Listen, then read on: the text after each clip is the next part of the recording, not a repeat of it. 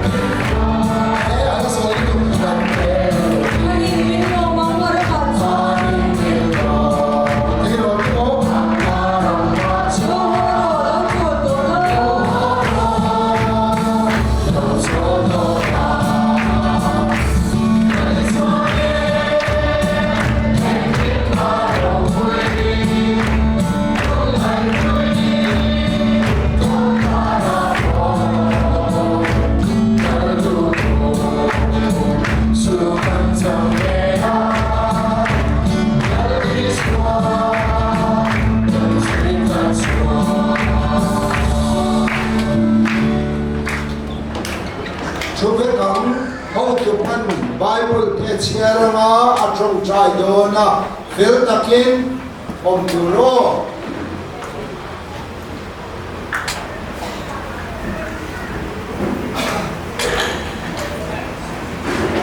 Pathian soilain din thar Presbyterian ko han chuan Golden Jubilee kan tong theya chumi Lawmna chuan ko thanin Naupang le Tleirawl Pual Inkhawm abuat saya chumi hun kan lo theng ta Pathian hena lompu kan soya in froi tu Pathian chu pakin om ro se Pathian tu hun nili ka chiaranga toy te ka soi zawanga tung tai na hun ka pamang Pathian tu lo ngai thangu sam som palina chang khat mia chuan aril ruin Pathian re ngom lo atia an chezowa hilte nom ta an tia tuma til tha ti re an nom lo Pathian tu mundangami kan Golden Jubilee Thuchah FSC bungli lo ngai thangu chang khata tang chang thum chudi chuan in ngai to na le tu buai ro na zong song ne ya mangai na in do ton chunga do thei na ne ya rel na puar na chuan harau in pung khat nu chu ong tura be ya a ko na chu huwa om turin kei lalpa mitang hian ka nge na chu a thukan chia le lalpan kan satan no som no se amen din thar Presbyterian ko san hi kan chia dangin Sangkat zakwa sumsari le paru a indang jana hetilai bun tuna Inkhawm na hian alin te point muanga school om china chulai school mun chu chuta chuan Inkhawmin din thar veng thang ram kan nei ne in thingin lower primary school din thar veng thang a oma helai buna kan ko san hi lo ding ta adin tira chuan Naupang Sunday school hi siar tham lek tak tak an omani khala lui te poi ne nama sangkhat zakwa sumsari le paru din thar Presbyterian Naupang Sunday school zirlai khala khai lo en chuan an tle me mani department voinia beginner department po hian sa lo mani chu pian za velek atam chuan bultan nin midam tak chuan Pathian om an ring lo china ma se Pathianni a oma athara tiang le min veng min kai suai zela din thar Presbyterian ko san po Pathian vena le kai suaina ama awang chobin in rual takakan tho ho na te kan suai tu masa kan ko san upa te kan suai tu masa te zara voin ni dom takhi kan lo theng thei ta kan van nei le voina chuan Naupang Sunday school po zanga don lai kan lo ni ta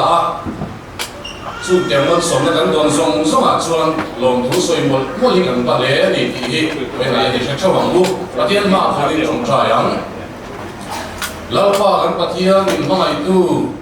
hele chen din thar Presbyterian ko san min ve ra min kai soina ikhala tiang lim om kuina kan chan song song a hen lom thu kan sin chia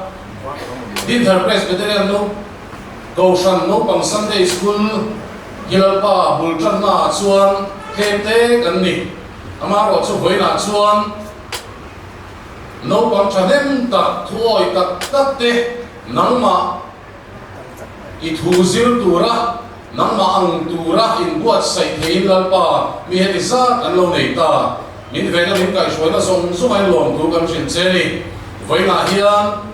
kan Golden Jubilee Lawmna Naupang le Tleirawl Pual Inkhawm hun kan mangani voina hian en nom tak tak te mu nom te zai thiam te an sayang ini Thuchah te po kan ngai thadon ni kan hun mang tu tur zong zong nei ni veng nom pui lai tharau tiang limin kai suaila voina kan khom zong zong te hian ti sa le tharawa Lawmna kan char chu le te na turin kan hun te min hon sakin man min som sakan che chung chu kan lalpai su min kan di le amen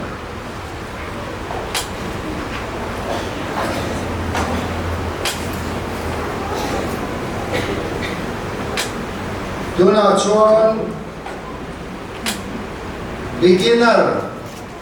department hi anh ai thêm thì tụi cần xóm hết sắp để răng á Thuin Chang beginner department Thuin Chang cần ngay thẳng tôi nè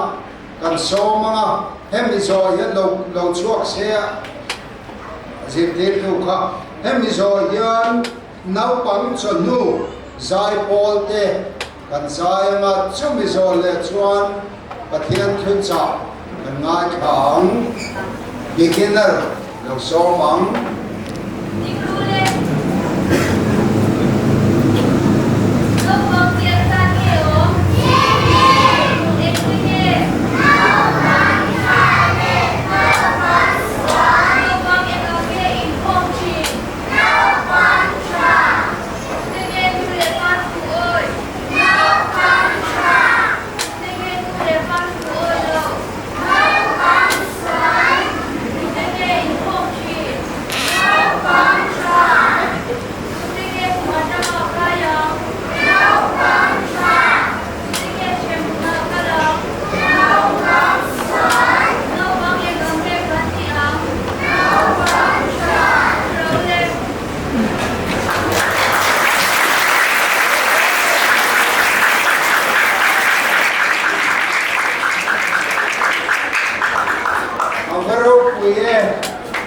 Naupang yang ange kan yang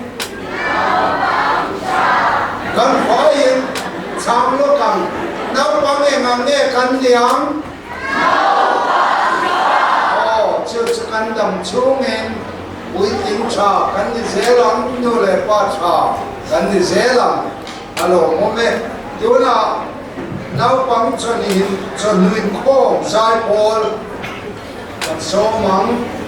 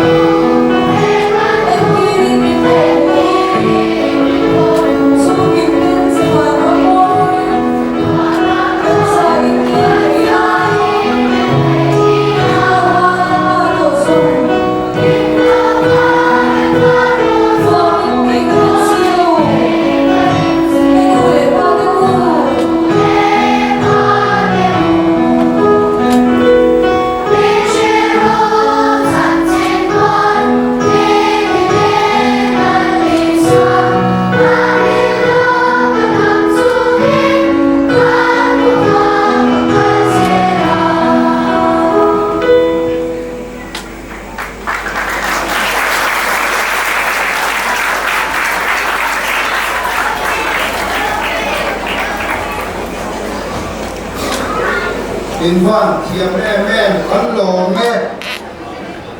ho tu te ho thoi hikil thiam nani tuna Pathian Thuchah kan nai khanga Professor Lalrinfela kan somang Pro-pastor Kirole Lalrinfela Ning thầy nghiêm to lâu nhiều lẽ tôi là Thuchah sinh của đi số mắm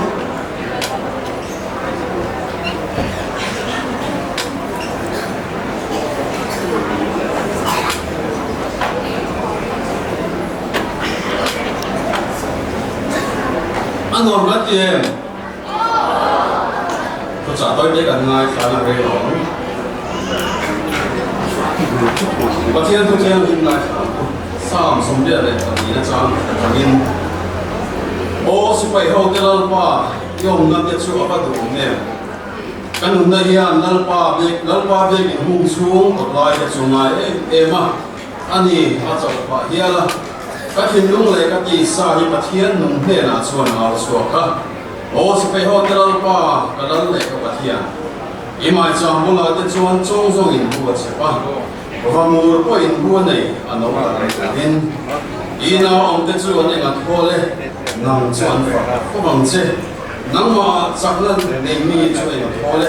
a thin nunga sai wa panan le lam yan te om chu thu thiang nim kan chia dal pan kan sa ta na tharin man min som sak se bona hian Thuchah toi te phek thum lek kar ni wa se toi te ngan se ka tan tu man se to wa kum sang kha sa ko sari le panga October ni som ni a khan kan ko kan chan chin kan se lo kan din thla ko tan tin chu sanga zo ko som sari panga October ni so ma khotlang to khana mi thane ma chen ka tin khi ta do pi veng thara Inkhawm china chong lai chuan a bia ken te la sia Inkhawm te kan that jok theinan te khotlanga Pathianni bia bugang kan lo tam jok theinan tin din thar hi in dang ve toilet ti in an rela in dan ko hana in dan hian a ven ko lai mo a nang ni chu member te in tam de la ka be get mun te re man in dan to ro te an ti deu china am ha ro zo tin thar ko han dan ko han in dan dan ro hi chu kho tha ma ngai tu ko chana mi chane ngai ten in dan khan ni na ni be ke lo ngai de lu nga tin thar khola ya tin thar ve na be ke om chuan Inkhawm de kan lo tam nga ti ri ro khan chu mi chane ngai na Khotlang le kausan mangai na wangin he kausan hi alo piang ani ti kha kan soi ma satwa chu mangai chuan pastor bia to pastor te le kausan committee lam khan anrem ti vak lova a chana chu kausan ni pui loi tur nam lo wanga ti kha anju ro om bakhatani din thar kausan chanchin a history kan thir hian loi ve ngai lo ti mai la ni kum sa atang chawara dom kan nia alung len thak nei kan sia a chana chu heti ko pia kin ro pui nei tawan ko han member dang zo kim ro ko sang ka zia sang ka sa ko bel chau wa ama ro chu ko han ding ti rin ni chau lai khan chanem in ngaya ama ro chu chanem ngai lai takin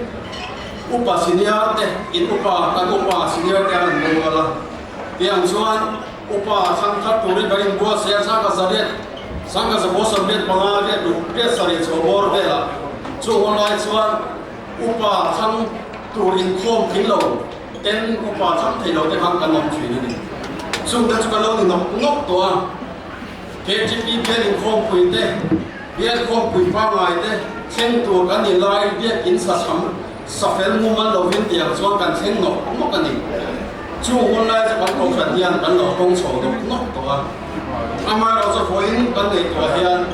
Pathianni min shwana ro pui takani kan ti lo he lo wang kum sam ni la pakhat khan silver jubilee kan lo ma chu da chuan KGP program variety program ai item pakhat hi hite kan thil le hian tel ve cha om lein kan shia chu da item pakhat chu debate ani a kan chen men chu lo ni fur to mai thein debate ani a thu puya chu KGP de rong mo na hi a tha to kan ni ti kha an debate thu puya ni movers le opposition an oma movers lama chuan mi pathum ku ke zo khanzama oma a panina ku ex dal him thang oma a pathum na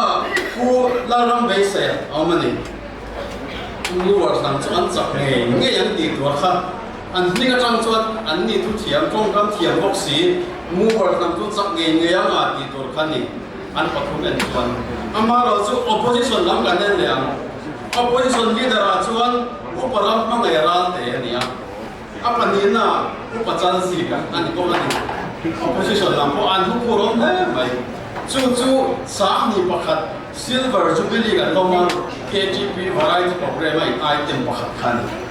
ngai khan sa gom lai ka sia anan ke sin don ni tu pui ngai po khan ya le sela hem zong zo kan thil le ta pathian lung shuai la voina lo pui takin lang mai la pathian shuai kan lo chuan koi ni kan theng thei bi chu lo chuang lo wanga ti thurin kan ko than hian hun har sa tak tak kan lo kong chho le mon mon mo kan ni kan te kan na so chia ko than hi ta nei taka en kol tu le asunga chen chiam sak tu he mi te hian ko than hu chia an che china thun thu pakhat an soila ai no pang te kan tam ka man lai hian an tila man lai hian martha amora oma chu martha amora chu kum som pathum mi nia Pathianni ro thena piang in Sunday ro thena piang hian ani ni megi nen an khom china ani megi chu in khom puya Inkhawm banin bek na traina ho pui le china ani megi nen chau chuan Inkhawm adu china ni amaro chu chung ka chu ani megi chu thathum ve jinbo turin athang mo do na jinbo le thang mo do na martha amora chu ariru ha em maya ariru ha na chan chu Pathianni lo khen puna tu ne ge kan Inkhawm ta bang ti kha ariru ti ha ber tu chu ni ti chuan ani megi chu thathum ve thang mo turin na jin swak ta Pathianni lo khen tangai maya martha amora chu Inkhawm tum ta chuta chona nuin Inkhawm lo mai ta che kha tu Inkhawm pui tu anom si lo wa atia chuta martha amora chana chu Pathianni ni hi kan Inkhawm lo ten Pathianni lo in anu chu chang ti chuan anu chuan ai Inkhawm pui ta ti chuan huna kal se ra khati thuma ram ni chowa anu chuan Inkhawm pui ta fo maya yang chuan anu Inkhawm pui fo ta nuwa chuan anu ko chu Pathian biak ina kal ngai reng lo kha Pathian biak bu ka Pathian betur na kal ve ta fo maya Pathian biak ina Inkhawm te chu anu chuan no alo ti me pha ta ni ko thanga hian Naupang te pon poi mo na lian kan ne ya ring to pui thin ni tura in zero satya an ni ngop to wa lali suan ngai poi mo em Naupang te an ni Pathian kan biak ho na hian Naupang ten mun poi mo tak an chang ve ni te khan phek ni na zo le ta chen ka chuan Jubilee kan lom chan te aro pui zia te anu zia te kan che thiam to ro mai thai voin kan khen thi chan hi lalpa wangani tin kan sri thila Pathian wa sobani Pathian ko ila kan chan awagin voin khen the kan ni amai ro chu Pathian khoi na kan ko khan na lo chan to te he ko khan adin tira changa Pathian om puina kan don zong song te hi Naupang zok te hian hretam sela chunga chang chuan Pathian khoi na an kan chan an shiat china changin Pathian chu tunge ani Pathian chu ka ko khan tan hian tunge ani engang Pathian ne ni ti hi an lo shifia te dorani Israel fa te ko khan chang thar se ne la Pathian chu ai bukta rama tanga shwai chuak tu an mani shwai chuak tu ani thu kha an shil shina chu wang chuan Israel fa te khan chang thar zel khan Pathian chu tunge ani ti kha an lo se thar le shina ni Chronicles padina bungruka Israel kuite tempulan Inkhawma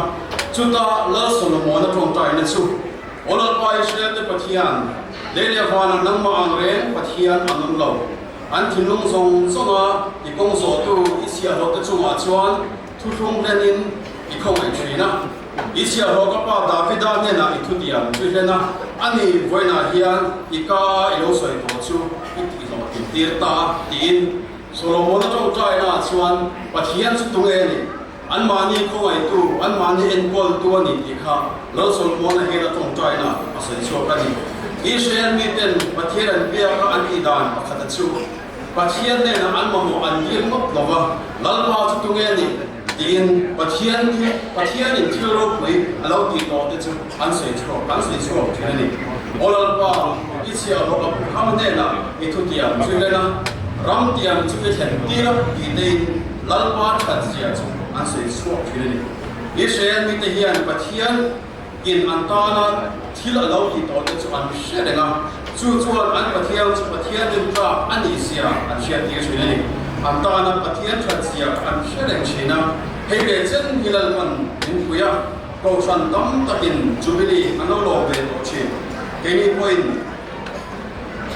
kan tin nek deka kum som nga kan tin an mot mai lo wa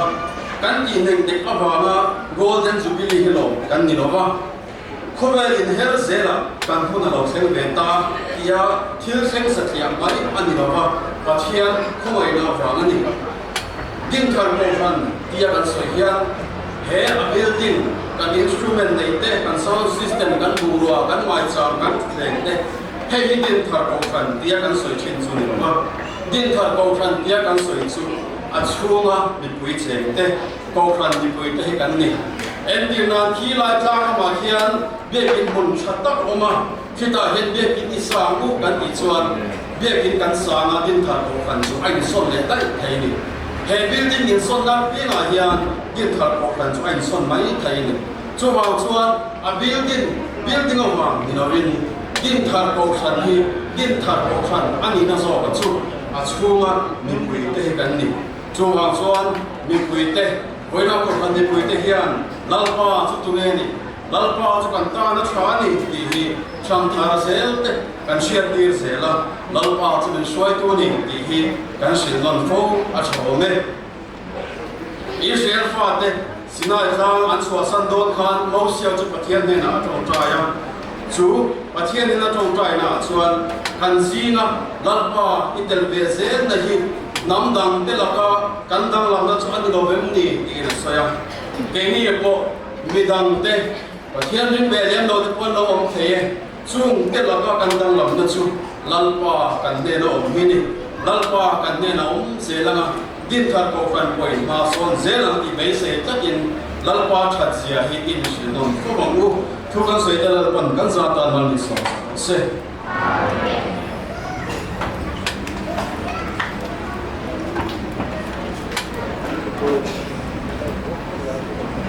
Thuchah chatak kan ngai kha kan lom leya kan chin chia nganga kan pui in hui thangin kan nuna il chatak min se tirani item pathum kapuang lo kanga chung adotin kan kowanga Senior Department Chang Recitation Serena Lalruatfeli Chuan Junior Department Chang Solo Jewel Lalrinpuii Chuan Primary Department Chang Faklam Anenang Thuchah Lalrinfela Serena Jewel le Primary Department Faklam Dona Serena Recitation Benjamin the Showmango Thuchah mi Lawmna tha Leviticus bung som ni panga chang so ma changa chang so ma sari tin kum som wa na chung kin lo manga rang chung zong zonga chuta zong zong be na zalen na thu in buang turani in tang Jubilee ani anga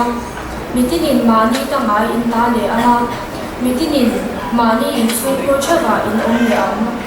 chu mi kum som wa na chu in tang Jubilee ani anga en ma in jing lo wanga a hi ko in la lo wanga grade en ko lo wan ko in na turani lo Jubilee ani sia in ta na tiang win turani chu in lawa thil hong chu in ei tur ani lo he Jubilee kumaya hitinin mani tanga sheu in ta le anga ichen laka engemo ilea ichen lena engemo ishal ko inin bum tura ni law Jubilee nuwa kunzan ang zelin ichen lena thil ilea ma bubal hon kumdan azirin ichen lena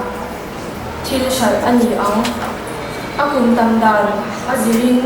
amanzu itikunganga akun tendan azirin amanzu itikiamang bubal hondan azirin inena thil shal ani ang inin bumtur ani lova innalpa in chintur ani kehi lalpa in Pathianni kanisia lalpan lan mayan so sarose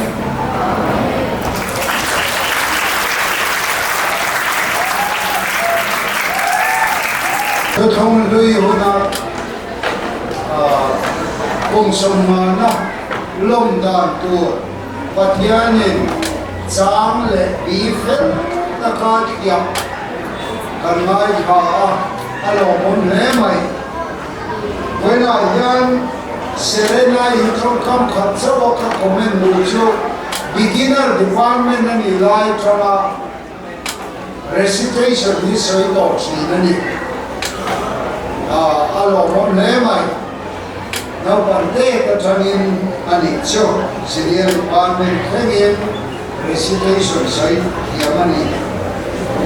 Dula chuan solo kanai kama Jubilee Lalrinpuii ele pulo belo le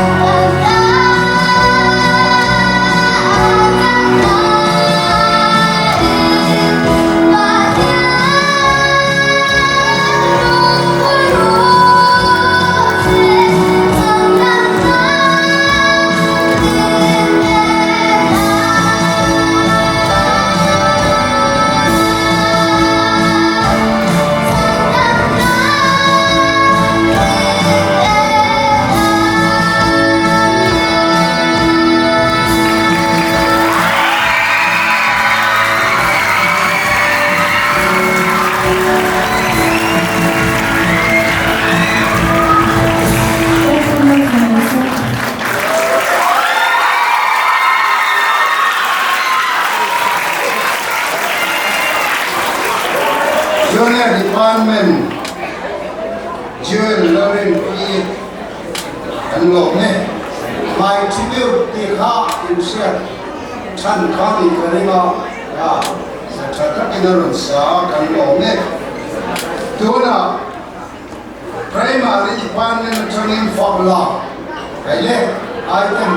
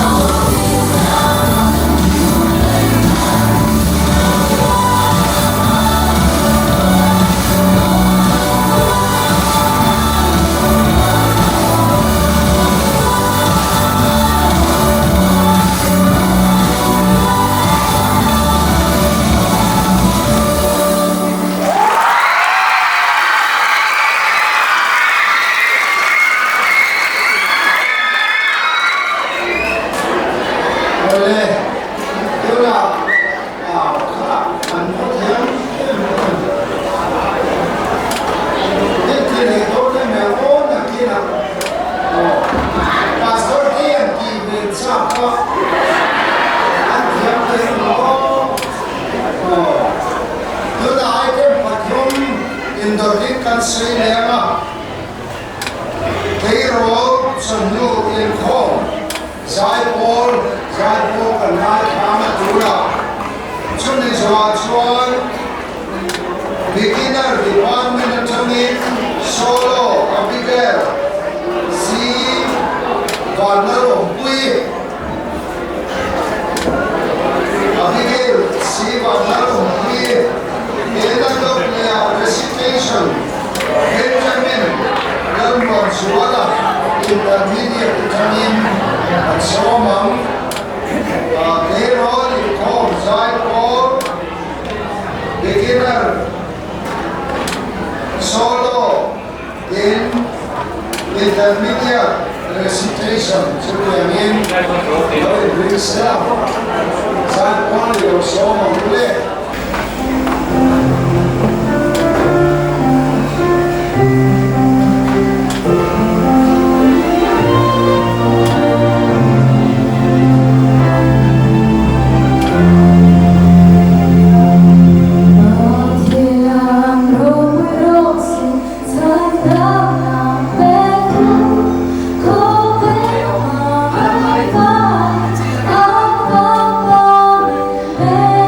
Yeah.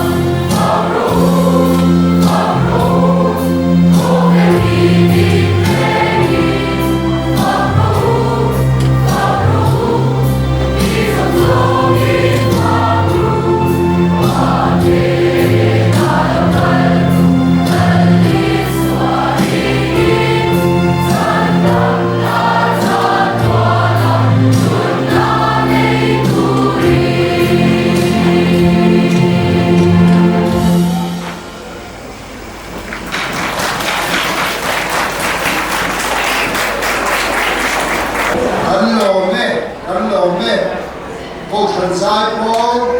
nung lệ chắc tóc cần xem sầu xéo đón nên là mà cái rồi lại thằng nên Zaipawl là bà túi ta kiên bốn ta kiên anh thì xéo đón nha đó là solo Abigail and so mga episodian recitation Abigail ka beginner then intermediate Chang Recitation Benjamin running dot myself the song ang le Abigail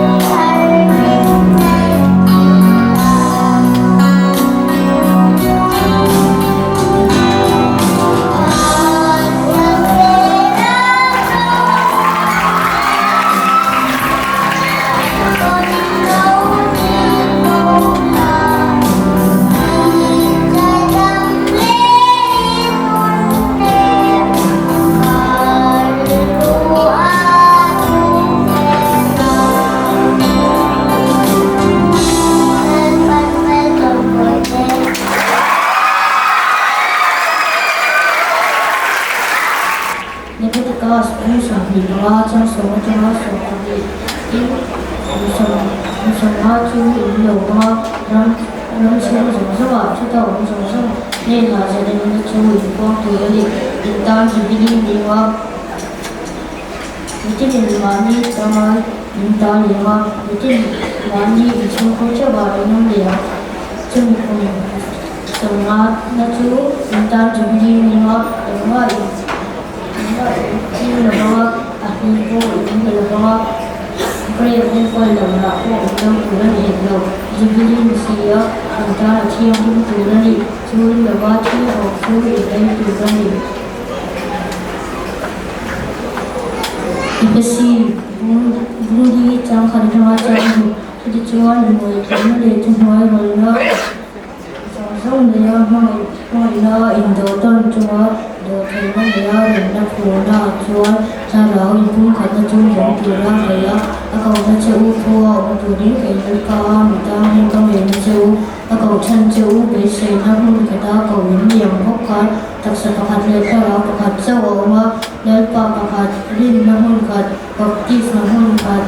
em kiếm Pathianni bậc hạt sâu mà em kiếm Chawhnu mà em kiếm phóng sâu cái đầu hốc mà em kiếm Chawhnu con đi người ta cũng trong chuyện cái ra thân như con nó sử dụng xe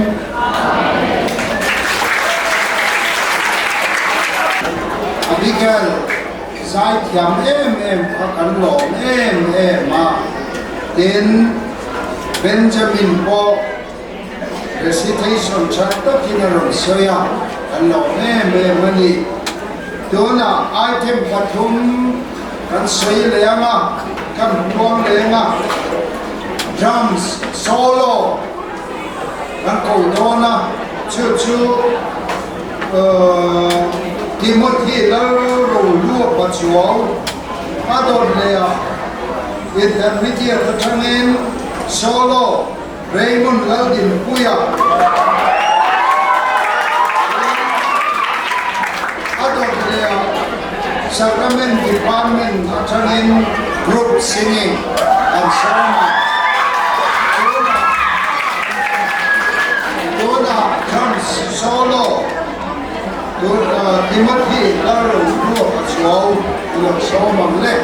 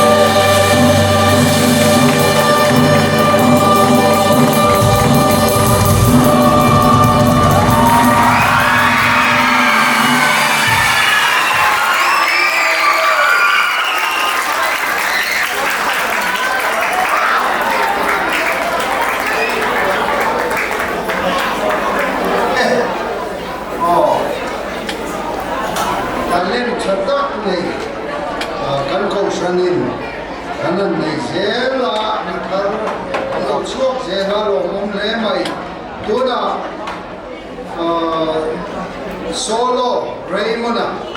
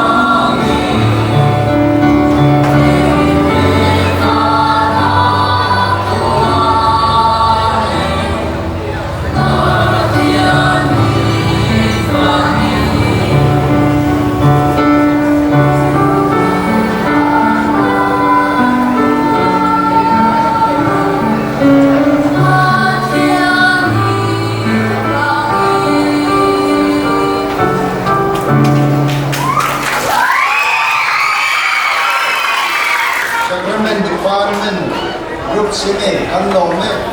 item pani kan la nei a chu kan nei tuna live band kan somna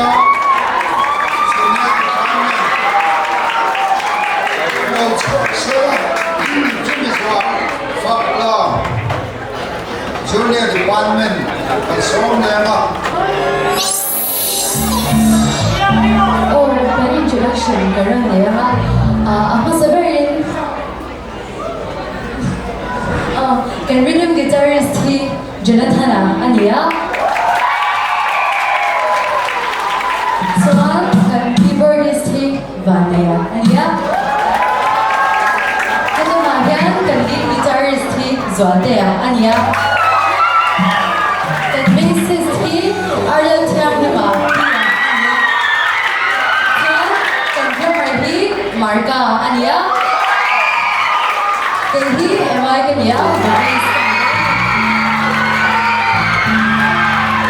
Kau Jubilee sebagai mungkin aja.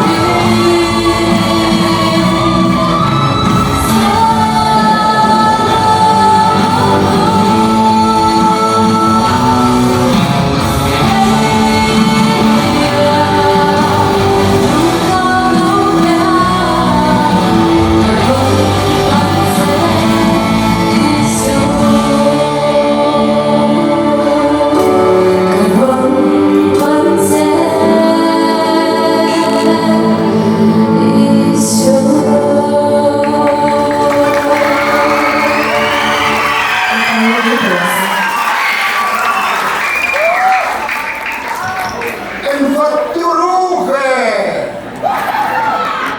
lo mom le mai kan lo me tuna kan item le number Faklam Junior Department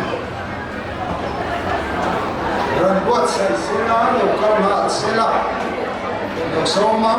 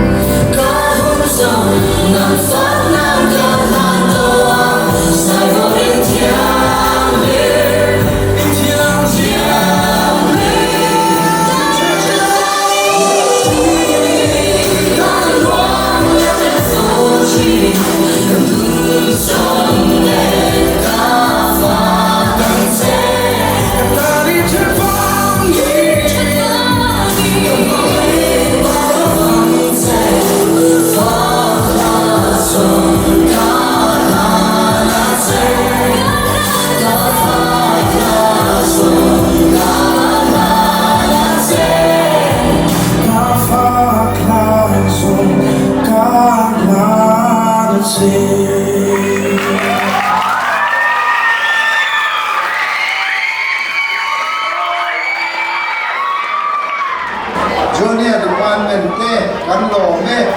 kan lo me item hi atam le maya chawang chuan kan hun kan hang ta deu leka tuna chuan kan hun kan lo ti tok to ma Pathian Fakla saho lo han chin em ro lo Fakla Pathian Faklan kan sa Pathian kan biang dan Naupang Lalmina Inkhawm la number zani songthum pathumna kan silnon lovanga kan sama kan sabzo ren arle paran also naim kan program min kharsa donya kan sain ingang ule sadam tu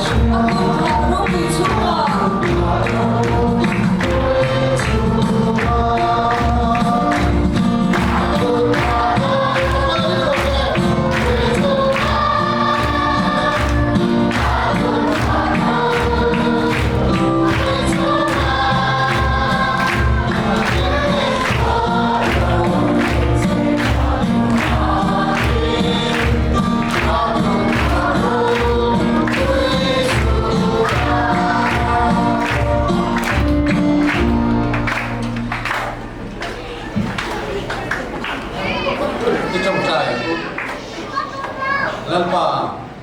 kan Pathian kan Pachuau din thar kaushan Golden Jubilee Naupang Pual lim taka chataka kun mangzau theya Inkhawm na kan sanafangin imi kan Faklam thu kan sigache dona hian kan Lalpa Isu Krista thatnate Pathian kan pa panami mai na ro le tharal thiam ko na kai suai na le ompui na do tak chu in zan ne na chatuan lo om le lo se o chua da nan no phong do na kha lo la chapula fil takin